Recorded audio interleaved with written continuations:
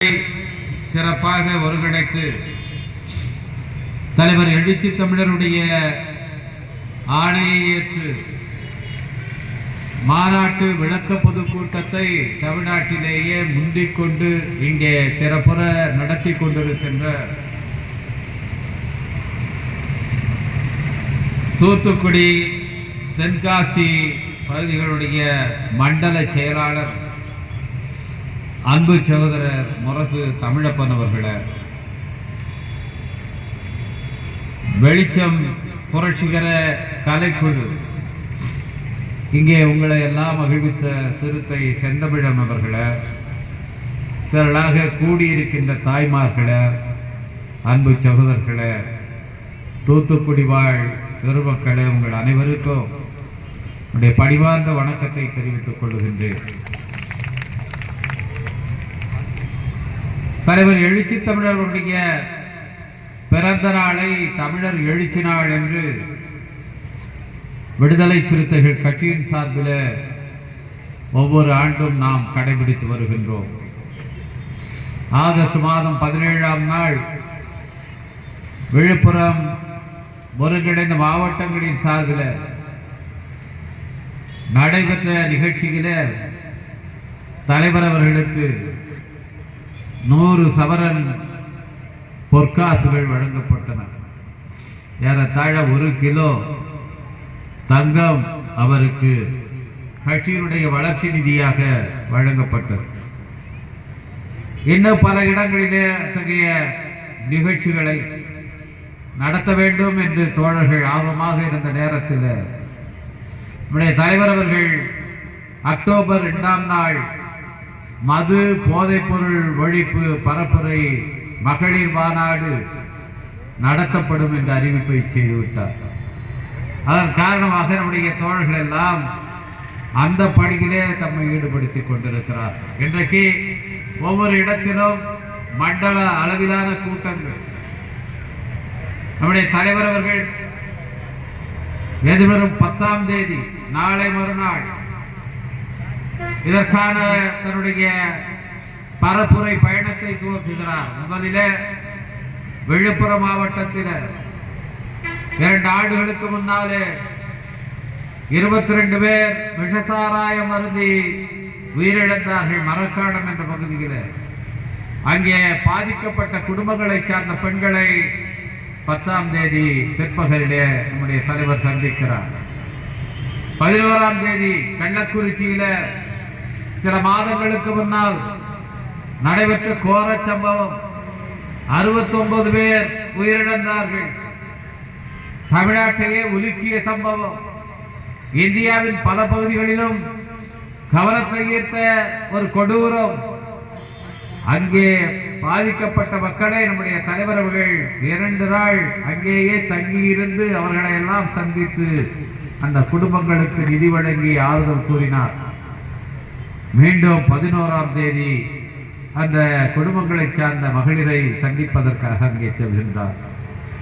இப்படி தொடர்ச்சியாக பல்வேறு மாவட்டங்களிலும் இந்த பரப்புரை பயணத்தை நம்முடைய தலைவர் அவர்கள் மேற்கொள்ள இருக்கின்றார்.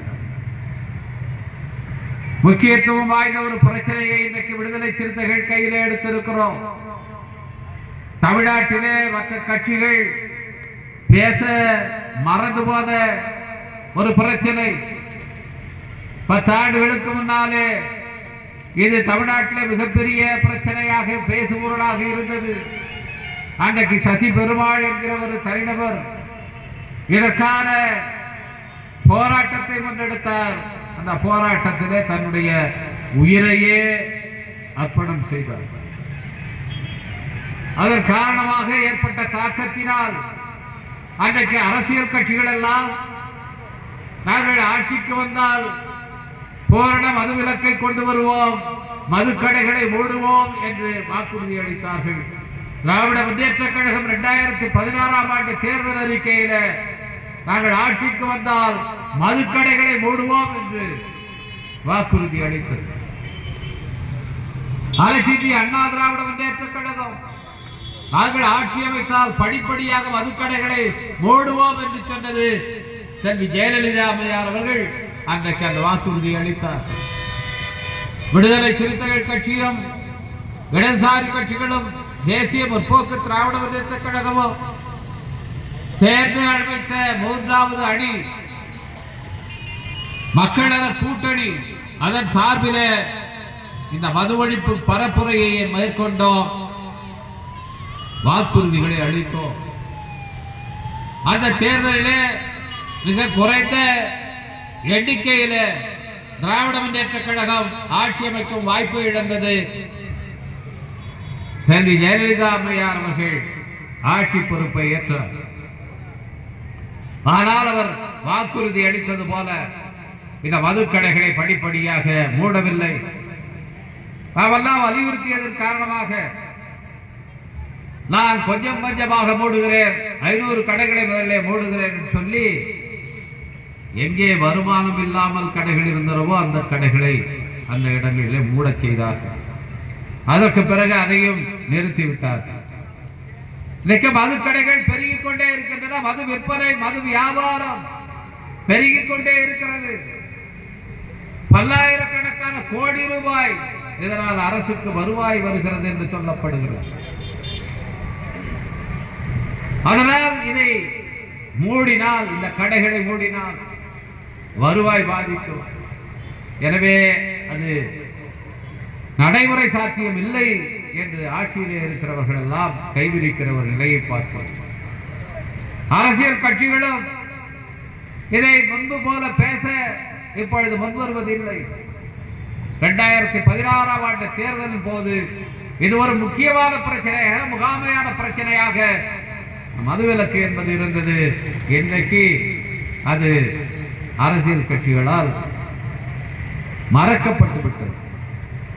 ஆனால் விடுதலை சிறுத்தைகள் கட்சி இது ஒரு இயக்கமாக துவங்கிய காலத்தில் இருந்து இந்த மதுவிலக்கை தமிழ்நாட்டிலே மட்டுமல்ல இந்தியா முழுவதும் ஒரு தேசிய கொள்கையாக கொண்டு வர வேண்டும், இந்தியா முழுவதும் இருக்கிற மதுக்கடைகள் மூடப்பட வேண்டும் என்கிற ஒரு நிலைப்பாட்டை தொடர்ந்து வலியுறுத்தி வருகிற கட்சி நம்முடைய விடுதலை சிறுத்தைகள் கட்சி.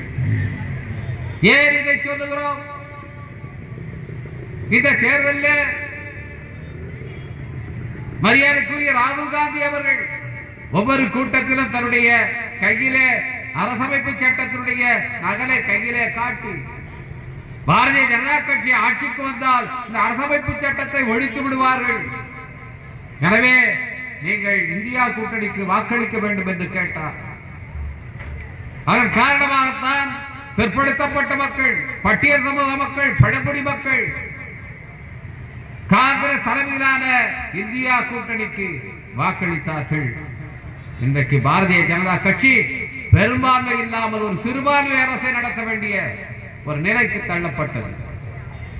இன்னும் ஒரு 10-15 இடங்கள் இந்தியா கூட்டணி கூடுதலாக பெற்றிருந்தால் பாரதிய ஜனதா கட்சி ஆட்சிக்கே வந்திருக்க முடியாது. அந்த அளவுக்கு மக்களிடத்தில் ஒரு மனமாற்றத்தை ஏற்படுத்தியது திரு ராகுல் காந்தி அவர்கள் அரசமைப்பு சட்டத்தை வைத்துக் கொண்டு கையிலே வைத்துக் கொண்டு செய்த பிரச்சாரம் தான். அந்த அரசமைப்பு சட்டம் என்ன சொல்லுகிறது? புரட்சியாளர் அம்பேத்கர் அவர்கள் வகுத்து தந்த அரசமைப்பு சட்டத்திலே சொல்லப்பட்டிருக்கிறது, இந்தியா முழுவதற்கும் மதுவிலக்கை கொண்டு வர வேண்டும், இந்தியா முழுவதற்கும் மதுக்கடைகளை மூட வேண்டும்.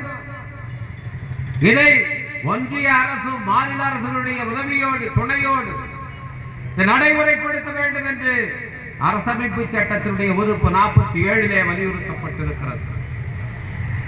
ஆனால் இந்தியா சுதந்திரமடைந்து 75 ஆண்டுகளை கடந்து விட்டதாம் பெருமையோடு அதை கொண்டாடி கொண்டிருக்கிறோம்.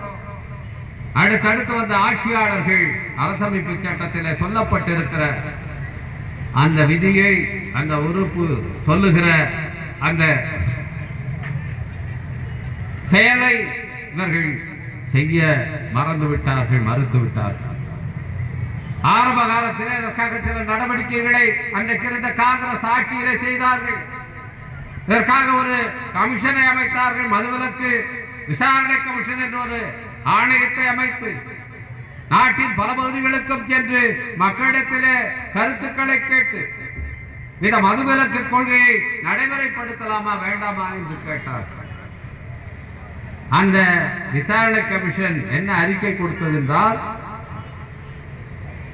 இந்தியா முழுமைக்கும் மதுவிலக்கை நடைமுறைப்படுத்த வேண்டும். 1956ஆம் ஆண்டு அதற்காக ஏப்ரல் 1ஆம் தேதியிலிருந்து இந்தியா முழுமைக்கும் மதுவிலக்கை நடைமுறைப்படுத்த வேண்டும். மாநில அரசுகள் இதற்கு ஒத்துழைப்பு நல்க வேண்டும். எல்லா மதுக்கடைகளும் 1958ஆம் ஆண்டுக்குள் மூடப்பட வேண்டும் என்று அந்த மதுவிலக்கு விசாரணை கமிஷன் அறிக்கை கொடுத்தது. அயல்நாட்டு பிரதிநிதிகள் வருகிறார்கள். அவர்களுக்கு அளிக்கப்படுகிற விருந்துகளில் கூட மது பரிமாறக்கூடாது என்று விசாரணை கமிஷன் அறிக்கை கொடுத்தது. ஆனால் அந்த அறிக்கையை தூக்கி ஓரமாக வைத்துவிட்டு எல்லா இடங்களிலும் மதுக்கடைகள் திறக்கப்பட்டன. எந்த மகாத்மா காந்தியடிகள் இந்த நாட்டிலே மதுவிலக்கு வேண்டும் என்று போராடினாரோ அவரால் உருவாக்கப்பட்ட காங்கிரஸ் கட்சி அவர்களுடைய அரசாங்கங்களுடைய பல இடங்களிலே மகாத்மா காந்தியடிகளுடைய கொள்கைக்கு மாறாக மதுக்கடைகளை திறந்தார்கள். இந்த மதுக்கடைகள் எப்பொழுது வந்தன? வெள்ளைக்காரர்கள் இந்த நாட்டை ஆளுகின்ற நேரத்தில் அவர்களுக்கு வருமானம் வர வேண்டும் என்பதற்காக என்னென்னலாம் வழி இருக்கிறது என்று பார்த்தார்கள். அப்பொழுதுதான் மக்களிடத்திலே மது பழக்கத்தை ஊக்குவித்து மது விற்பனையை செய்தால் அதற்கு வரி போட்டால் அதன் மூலமாக வருமானம் வரும் என்று கண்டறிந்து வெள்ளைக்கார ஆட்சி காலத்தில் அவர்களுக்கு வருமானத்துக்காக திறக்கப்பட்டதுதான் இந்த மதுக்கடைகள். கள்ளுக்கடைகளை திறந்தார்கள், சாராய கடைகளை திறந்தார்கள். ஆனால் அன்றைக்கு வெள்ளைக்கார ஆட்சி இந்த நாட்டிலிருந்து ஒழிக்கப்பட வேண்டும் என்று சொல்லி போராடிய அனைவரும் இன்றைக்கு அந்த சுதந்திர போராட்டத்தில் நேரடியாக பங்கேற்காமல், ஆனால் நாங்கள் தான் வெள்ளைக்காரர்களை எதிர்த்தோம் என்று வாய்கிழிய பேசுகிறார்களே பாரதிய ஜனதா கட்சிக்காரர்கள், சங்க பரிவாரங்கள், RSS அமைப்பு, இவர்களெல்லாம் அன்றைக்கு இந்த பிரிட்டிஷ் ஆட்சியாளர்களுடைய இந்த மது கொள்கை என்பது இந்த நாட்டுக்கு மோசமானது, தீங்கு விளைவிப்பது, எனவே இதை எதிர்க்க வேண்டும், இந்த கடைகள் மூடப்பட வேண்டும் என்று சொன்னார்கள். பிரிட்டிஷ் ஆட்சி காலத்தில் இங்கே இருப்பவர்களும் ஆட்சி அதிகாரத்தில் பங்கு பெற வேண்டும் என்று இரட்டை ஆட்சி முறை 1937ஆம் ஆண்டிலே நடைமுறைப்படுத்தப்பட்டது. ஏறத்தாழ 100 ஆண்டுகளுக்கு முன்னால் அன்றைக்கு காங்கிரஸ் கட்சி தான் எல்லா இடங்களிலும் ஆட்சி அமைக்கிற வாய்ப்பை பெற்றது. தமிழ்நாட்டில் முதலிலே மதுக்கடைகள் மூடப்பட்டது தமிழ்நாட்டிலே தான், சேலம் மாநகராட்சியிலே தான். இன்றைக்கு மாநகராட்சி சேலம் நகராட்சியில். அது ராஜாஜி அவர்கள் பிறந்த மாவட்டம் என்கிற காரணத்தால் முதலிலே அங்கே மூடினார். இந்தியாவுக்கு மது ஒழிப்பிலே வழிகாட்டியாக இருந்த மாநிலம் தமிழ்நாடு. அத்தகைய பெருமை பெற்ற இந்த மாநிலத்தில் இன்றைக்கு மது ஆறாக ஓடிக்கொண்டிருக்கிறது. எதிர்கட்சிக்காரர்கள் சொல்லுகிறார்கள் தமிழ்நாட்டிலே மதுக்கடைகளை திறந்தது கலைஞர் அவர்கள் தான். இந்தியாவில் பல மாநிலங்களிலே மதுக்கடைகள் திறக்கப்பட்ட பிறகு தமிழ்நாட்டில் சென்னை மாகாணம் என்று இருந்த இந்த மாகாணத்திலே பிரிந்து சென்ற ஆந்திராவிலும் கர்நாடகாவிலும் மதுக்கடைகள் திறக்கப்பட்ட பிறகு 1971ஆம் ஆண்டிலே அன்றைக்கு முதலமைச்சராக இருந்த கலைஞர் அவர்கள் மதுக்கடைகளை இங்கேயும் திறக்க செய்தார். அது உண்மைதான். 1937ஆம் ஆண்டுக்கு பிறகு 34 ஆண்டுகள் மது இல்லாமல் இருந்த தமிழ்நாட்டிலே மதுக்கடைகள் 1971 கலைஞரால் திறக்கப்பட்டது உண்மைதான். ஆனால் அதற்கு வந்த எதிர்ப்பின் காரணமாக, குறிப்பாக பெண்களுடைய எதிர்ப்பின் காரணமாக 3 ஆண்டுகளில் மீண்டும் மதுவிலக்கை கொண்டு வந்தவரும் கலைஞர் தான். 1974ஆம் ஆண்டு சரியாக 50 ஆண்டுகளுக்கு முன்னாலே செப்டம்பர் மாதம் 1ஆம் தேதி, இதே செப்டம்பர் மாதம் 1ஆம் தேதி தமிழ்நாட்டில் இருந்த மதுக்கடைகளை எல்லாம் மூடுகிற அறிவிப்பை, சட்டத்தை நடைமுறைப்படுத்தி வரும் கலைஞர் தான். 74ஆம் ஆண்டு அவர் மதுக்கடைகளை மூடிவிட்டார். 50 ஆண்டுகள் ஆகிவிட்டன. கலைஞர் அவர்களால் மதுக்கடைகள் மூடப்பட்டு பொன்விழா ஆண்டு இது. திராவிட முன்னேற்ற கழகம் இன்றைக்கு கலைஞர்களுடைய நூற்றாண்டின் நிறைவை பெருமையாக கொண்டாடி கொண்டிருக்கிறது. அந்த கொண்டாட்டத்திலே ஒரு பகுதியாக அவர் மதுக்கடைகளை மூடிய 50வது ஆண்டு இது என்பதையும் சேர்த்து கொண்டாட வேண்டும். ஏனென்றால் அவர் மீது ஒரு களங்கம் படித்திருக்கிறது. அவர்தான் கடையை திறந்தார் என்பதை மட்டும்தான் சொல்லுகிறார்கள். ஆனால் அதே மதுக்கடைகளை மூடியவர் கலைஞர் என்பதை எதிர்கட்சிக்காரர்கள் சொல்லுவதில்லை. எதிர்கட்சிக்காரர்கள் சொல்ல மாட்டார்கள், ஆனால் திமுகவினர் சொல்ல வேண்டும். அப்படி கலைஞரால் மூடப்பட்ட இந்த கடைகள் யாரால் திறக்கப்பட்டன? யார் இந்த மதுக்கடைகளை திறக்க சொன்னார் என்ற காரணத்துக்காக நான் கட்சியை விட்டு வெளியேறுகிறேன் என்று அறிவிப்பு செய்து புதிய கட்சியை தொடங்கினாரோ அதே எம்ஜிஆர் தான் 1981ஆம் ஆண்டு அவருடைய ஆட்சியில மதுக்கடைகளை திறந்தார். யாரை ஏழை பங்காளர் என்று நாம் நினைக்கிறோமோ, யார் இந்த ஏழை எளிய மக்களுக்காக பாடுபட்டவர் என்று இந்த ஏழை எளிய மக்கள் எல்லாம் நம்பி வாக்களித்தார்களோ அந்த எம்ஜிஆர் தான் இந்த ஏழை எளிய மக்களுடைய வாழ்க்கையில மண்ணை அள்ளி போடுகிற அந்த காரியத்தை செய்தார். அவர் திறந்தது மட்டுமல்ல, மதுவை உற்பத்தி செய்வதற்கு அரசாங்கமே அதற்காக ஒரு நிறுவனத்தை அமைத்தது. மதுவை விற்பனை செய்வதற்கு அரசாங்கமே ஒரு நிறுவனத்தை எம்ஜிஆர் ஆட்சி காலத்திலே அமைத்தது. இன்றைக்கு டாஸ்மாக் என்று சொல்லுகிறோமே, அந்த நிறுவனம் உருவாக்கப்பட்டது எம்ஜிஆர் அவர்களுடைய ஆட்சி காலத்தில்.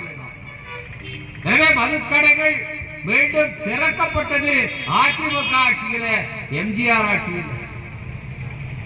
அப்படி திறக்கப்பட்ட மதுக்கடைகளால் இன்றைக்கு அதிகமாக சீரழிகிறவர்கள், அதிகமாக பாதிக்கப்படுகிறவர்கள் யார்? இந்த நாட்டிலே இருக்கிற பிற்படுத்தப்பட்ட மக்களும் பட்டியல் சமூக மக்களும் பழங்குடி மக்களும் தான் இந்த மதுக்கடைகளை அதிகமாக பாதிக்கப்படுகிறார். இந்த தூத்துக்குடி மாவட்டத்தை எடுத்துக் கொள்ளுங்கள். நகரத்திலே இருக்கிற மக்கள் அவர்கள் அனுபவிக்கிற, அவர்களுக்கு கிடைக்கிற வசதிகள் கிராமப்புறங்களில் இருப்பவர்களுக்கு கிடைப்பதில்லை. நான் போய் பார்த்தோம் சதலிங்கபுரம், அங்க ஒரு நல்ல பள்ளிகள் கிடையாது, நல்ல மருத்துவமனைகள் கிடையாது. அங்கே இருக்கிற மக்களுக்கு குடியிருப்பு வசதிகள் போதுமான அளவிலே இல்லை. இருக்கிற இடத்தையும் சில ஆக்கிரமித்து போலியாக பட்டா பெற்று இருக்கிறார்கள். அந்த மக்களுக்கு பெரிய வருமானம் எதுவும் கிடையாது. இன்றைக்கு தமிழ்நாட்டு வளர்ச்சி அடைந்த மாநிலங்கள் ஒன்றாக இருக்கிறது. ஆனால் தமிழ்நாட்டில் இருக்கிற கிராமப்புற மக்கள் வறுமையிலே இருக்கிறார்கள். இலவச அரிசி கிடைக்கவில்லை என்று சொன்னால் அவர்கள் பட்டினியால் சாக வேண்டிய நிலைதான். 100 நாள் வேலை ஒரு ஆண்டுக்கு 100 நாள் கிடைப்பதில்லை. 20 நாள் 30 நாள் தான் கொடுக்கப்படுகிறது. அந்த 20 நாள் 30 நாள் 100 நாள் வேலையிலே அவர்களுக்கு கிடைக்கிற கூலியை வைத்துக் கொண்டு ஜீவனம் செய்கிற மக்களாக அவர்கள் இருக்கிறார்கள். இன்றைக்கு தமிழ்நாடு முதலமைச்சர் அவர்கள் மகளிர் உரிமை தொகை என்று மாதம் 1000 ரூபாய் வழங்குகிற திட்டத்தை அறிவித்த காரணத்தினால் பல ஏழை எளிய குடும்பங்கள், லட்சக்கணக்கான ஏழை எளிய குடும்பங்கள் பயன்பெற்றிருக்கின்றன. 1000 ரூபாயை வைத்துக் கொண்டு அதிலேயே தங்களுடைய குடும்பத்தை வாழ்க்கையை நடத்தக்கூடிய அவல நிலையிலே தான் இன்றைக்கு அவர்கள் இருக்கிறார்கள். அதிகபட்சம் ஒரு குடும்பத்துக்கு 5000 ரூபாய் கூட மாத வருமானம் கிடையாது. கணவன் மனைவி பிள்ளைகள்லாம் சேர்ந்து உழைத்தாலும் மாதம் 5000 ரூபாய் குடும்பத்துக்கு மாத வருமானம் கிடையாது. அவ்வளவு மோசமாக இருக்கிற நிலையில அவர்கள் தங்களுடைய உயிர் வாழ்க்கைக்கு போராடி கொண்டிருக்கிற நிலையில அவர்கள் கையிலே இருக்கிற கொஞ்ச நெஞ்ச பணத்தையும் உறிஞ்சுகிற ஒன்றாக இருப்பது இந்த மதுக்கடை. இன்னைக்கு ஆண்களுடைய வருமானம் எந்த குடும்பத்திலே போய் பார்த்தாலும் ஆண்கள் உழைத்தாலும் அவர்கள் வேலைக்கு போனாலும் அவர்கள் ஈட்டுகிற வருமானம் குடும்பத்துக்கு வந்து சேர்வது கிடையாது.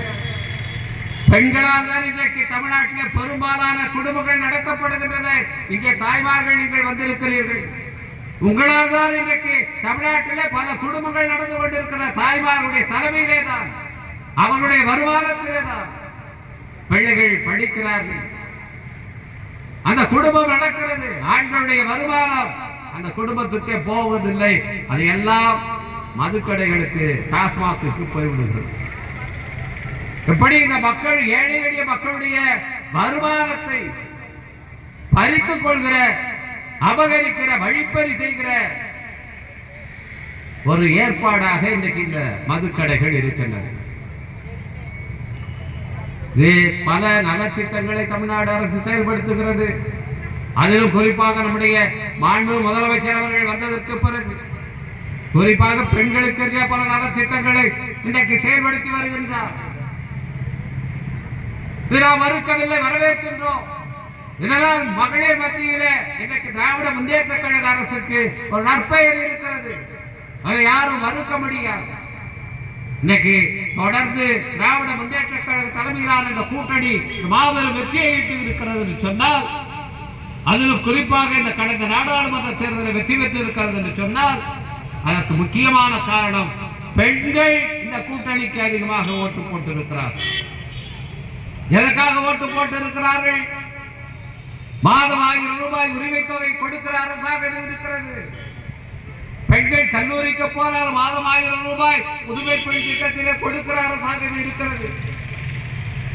சின்னம் சிறு குழந்தைகள் காலை சாப்பிடாமல் பள்ளிக்கு போகிற நிலையை மாற்றி காலை சிற்றுண்டி திட்டத்தை அறிமுகப்படுத்தி இன்றைக்கு செயல்படுத்துகிற ஒரு நல்ல அரசாக இந்த அரசு இருக்கிறது. அதற்கு ஆதரவு அளிக்கிறோம் என்ற பெயரிலே திராவிட முன்னேற்ற கழக அரசுக்கு பெண்கள் வாக்களித்திருக்கிறார்கள்.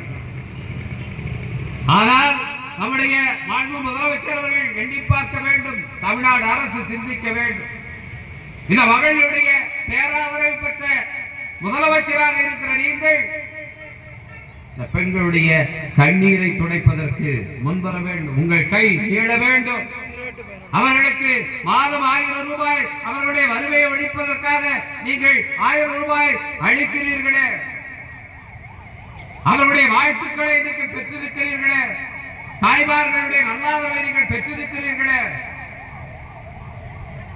அவர்களுடைய வறுமையை நீங்கள் இன்றைக்கு அடையாளம் கண்டிருக்கிறீர்களே, அதற்காக நாங்கள் பாராட்டுகிறோம், பெருமைப்படுகிறோம். மாண்பு முதலமைச்சர் அவர்களே, இந்த பெண்களுடைய வறுமையை ஒழிக்க வேண்டும் என்று சொன்னால் அதற்கான மூல காரணம் எது?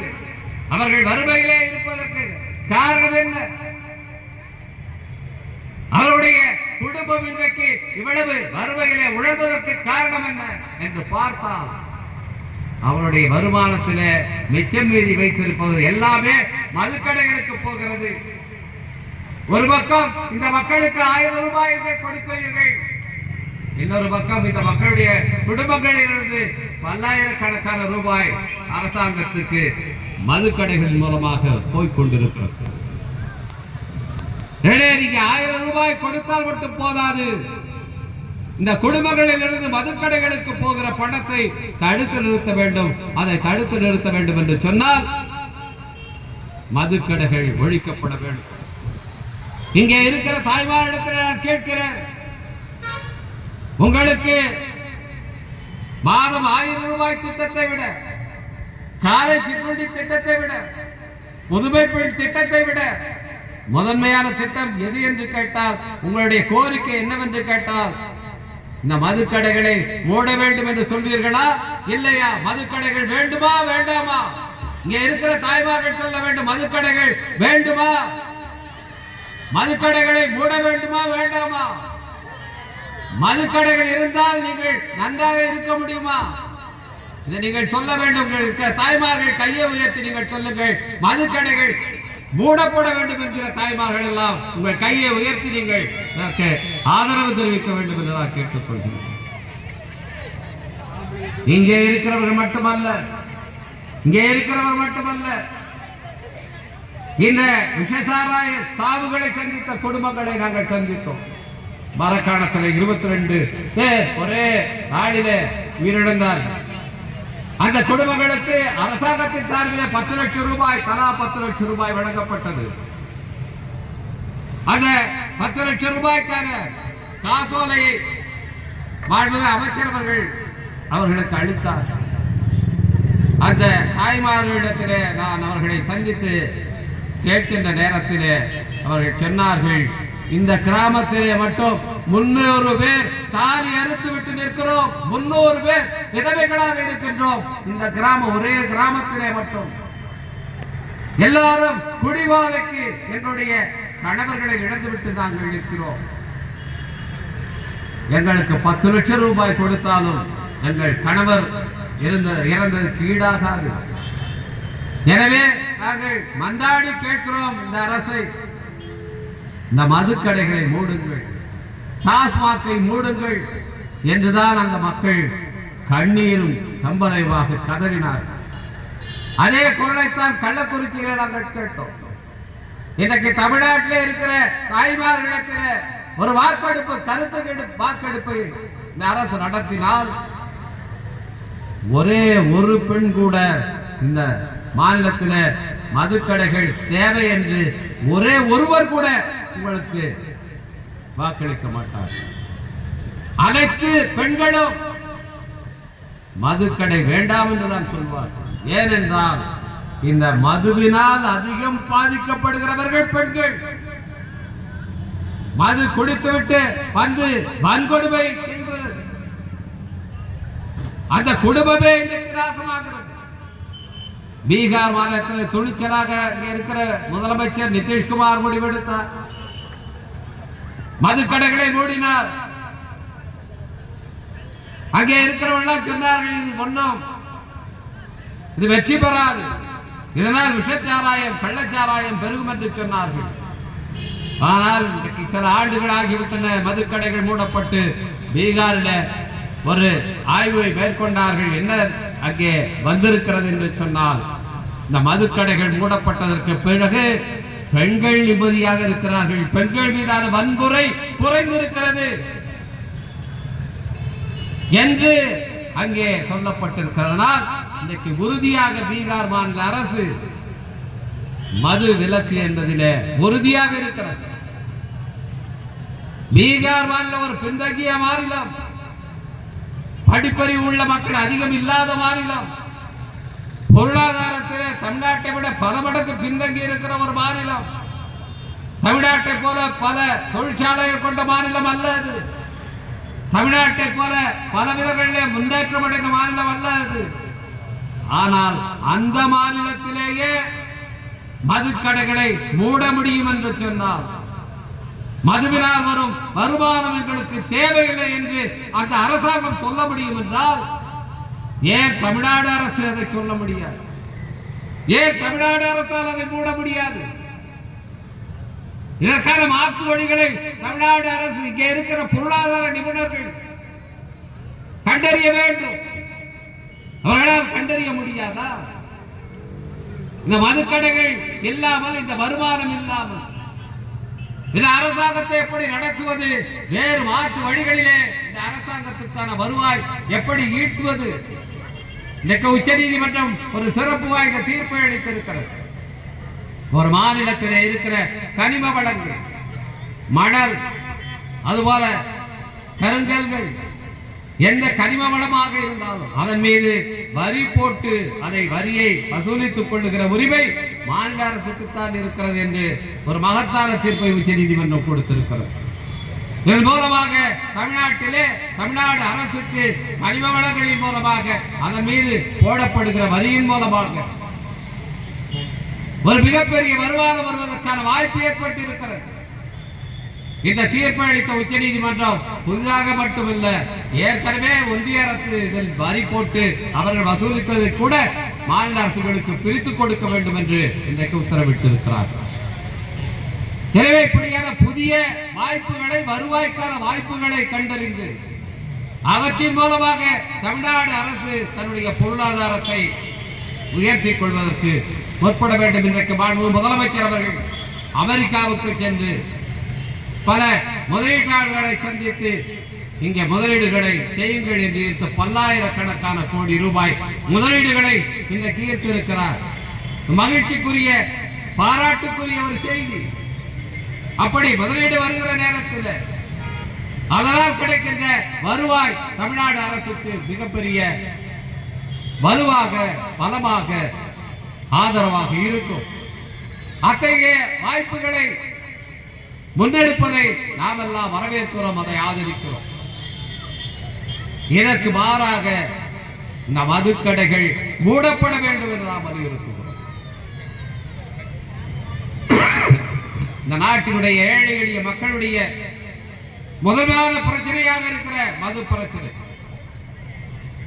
இந்த மதுக்கடைகள் மூடப்பட வேண்டும் என்று அரசமைப்பு சட்டத்தில் சேர்த்த நேரத்தில் புரட்சியாளர் அம்பேத்கர் அவர்கள் முன்மொழிந்த நேரத்தில் அங்கிருந்த பல பேர் சொன்னார்கள், மதுக்கடைகள் மூலமாக வருவாய் வருகிறது மாகாண அரசுகளுக்கு, அதற்கு என்ன மாற்று என்று சிந்திக்காமல் நாம் மதுக்கடைகளை மூட சொல்லக்கூடாது.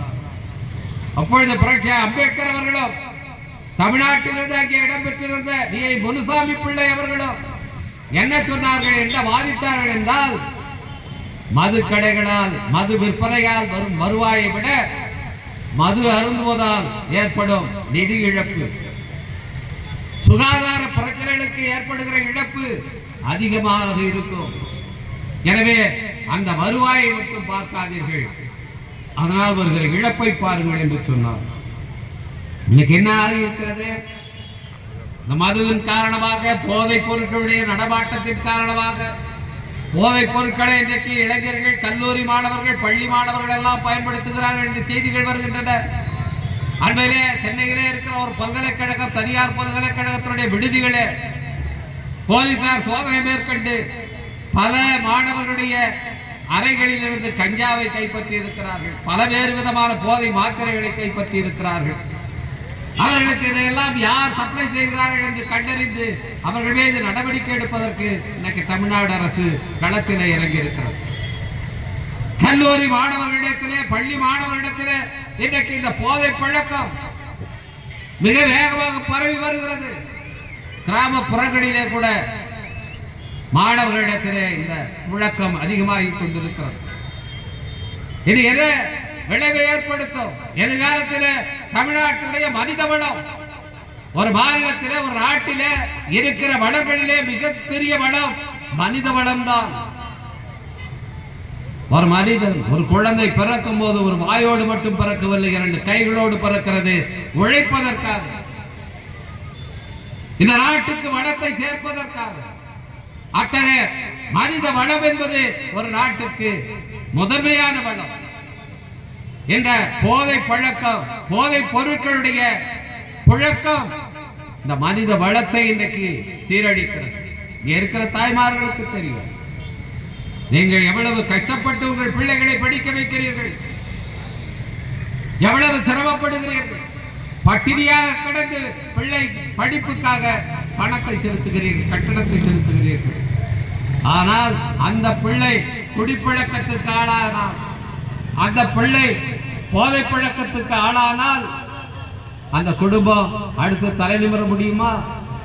ஒரு குடும்பத்திலேயே இந்த நிலை என்று சொன்னால், இந்த மாநிலத்திலே இருக்கிற லட்சக்கணக்கான இளைஞர்கள் போதைக்கு அடிமையானால் இந்த மாநிலத்துடைய எதிர்காலம் என்ன ஆகும்?